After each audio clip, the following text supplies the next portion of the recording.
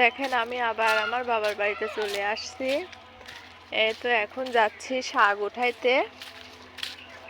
অনেক তরতাজা শাকসবজি পাওয়া যায়।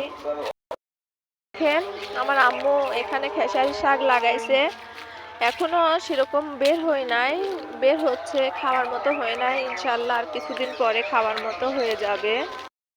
কত সুন্দর সবাই গম লাগাইছে। আসলে যারা গ্রামে থাকে তারাই বোঝে গ্রামের দৃশ্যটা কেমন। এই তো দেখেন কত সুন্দর শাক হয়ে আছে, বৈতার শাক।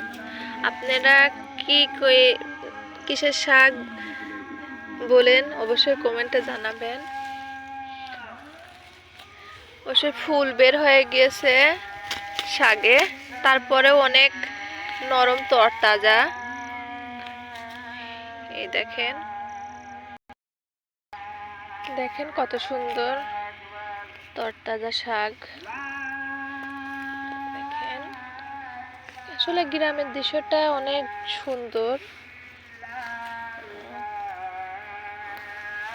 অনেক শাক হয়ে আছে, হয়তো বা ক্যামেরাতে বোঝা যাচ্ছে না। কত খেসারির শাক! আমার জানা মতে খেসারির শাক যারা পছন্দ করে সবাই পছন্দ করে আমার জানা মতে। আপনারা কে কেমন পছন্দ করেন অবশ্যই কমেন্টে জানাবেন।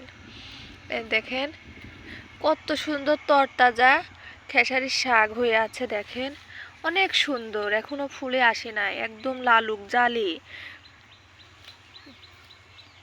দেখেন, দেখছেন এখানে কত সুন্দর একটা ভাটা হয়েছে, ভাটায় সবাই ইট পোড়াচ্ছে। অনেক সুন্দর, অনেক সুন্দর দৃশ্য। সব অনেকটা ফুল বের হয়ে গিয়েছে, তারপরে অনেক লালুক জালি।